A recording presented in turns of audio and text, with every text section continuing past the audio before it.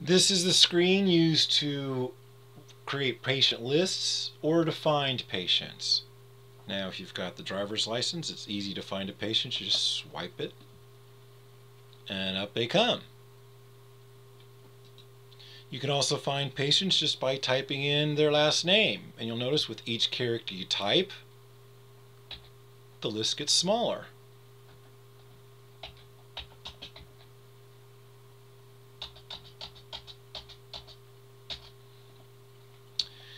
It'll also find not by name but by the driver's license. So now you notice I only typed one letter. It's not sure if it's a driver's license or a name, so you can find by either one, and both of them are highlighted. But if you start typing in and it only looks like a driver's license, that's what you get. If it only looks like a name, that's what you get. Or the patient number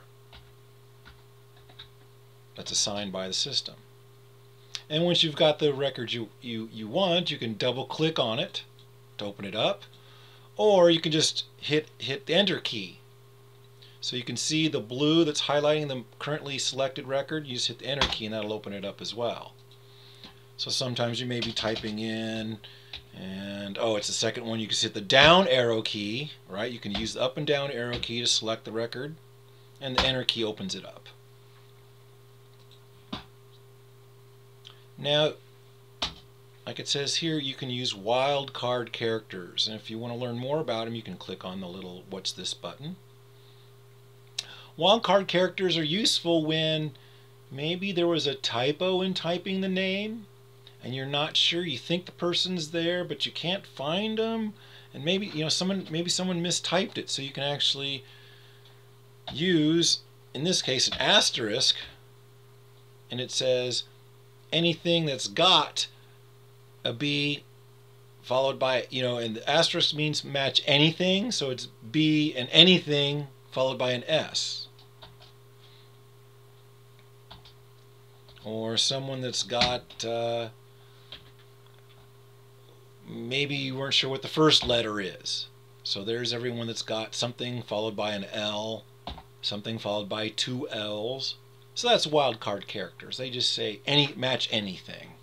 So they're useful in case you're trying to find, like I said, something that may be mistyped. So you can also use this to create lists. So you'll notice record filters. A record filter is just a way to create a subset of all the records. So for example, active patients. Here's all the ones that are expired. Here's all the ones that are guests that have never had a recommendation on file. Here's the patients that have been suspended or terminated. And we covered a lot of these topics in the intro, so make sure you've watched the intro video first. Expired soon or expires recently. So, geez, I want to see the ones that are expiring in the next 30 days. I've got a test database, so I'm going to, to make sure I got someone, I'm going to say 400 days. So those are all the patients expiring within the next 400 days. You can also, I just click on that. If you use a minus number, like it says, a negative number, it's who has expired within the last 30 days. Well, I'm going to say 400 again, no one's expired in the last 400. I'll just say 800 just to make sure we show you some records. Let's test data. So all the people that have caregivers, recent visitors, who's visited in the last 30 days, for example. Again, I'll say 300 days just to make sure I get people showing up. And there is always a count at the bottom. Now these are user-defined fields, and we mentioned user-defined fields in the intro, so make sure you've watched the intro. These are fields that have been defined specifically for your own installation. Everyone can have different user-defined fields, but you can also filter by that as well. I'm going to use a wildcard character here just to make sure I get someone. Yeah, star, 0, star. So anything that's got a 0 in that field, that card number field, which is a user-defined field. And that's a user-defined field as well. We could just call it a keyword. Referrals, so if you track referrals, this is an optional feature, but if you track where someone heard about you or who referred them to you, and there's all the people that found out about you through your website.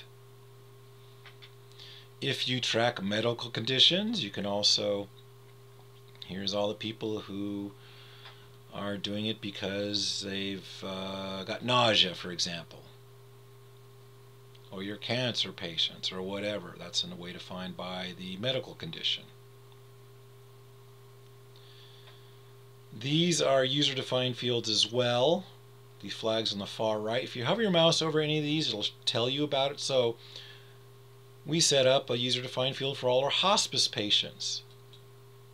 So you can just click on the option there, and there's all the hospice patients. If you track growers, here's all your growers. Here's all your caregivers.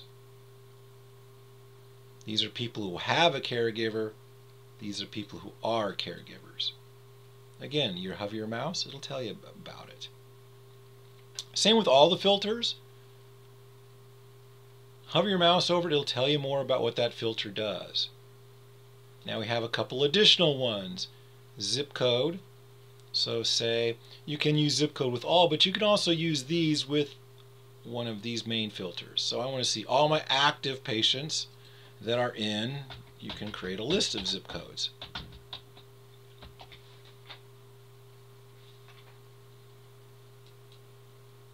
Or the ones with email addresses. Maybe you're going to do an email blast. Who has email addresses?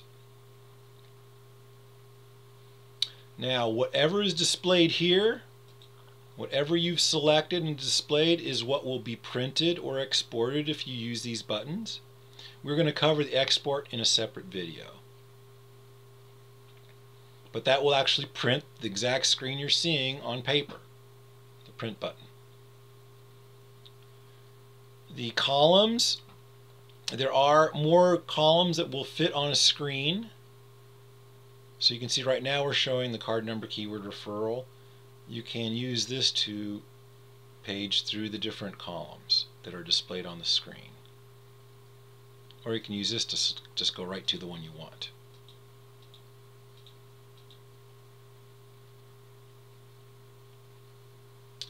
Now any of these column heads, if you're not sure what a column head means, you can hover your mouse over it and it'll tell you what it means. You can sort by clicking on any column. If you click a second time, it sorts in descending order.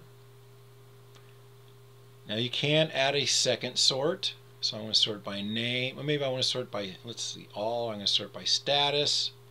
And then there is a way with the control key, for example, to get a secondary sort. So this is sorted by status and then by patient name. In this case it was descending because I used the control key. If you right click, you get help on how to sort. If you're not sure, if you don't remember what these do.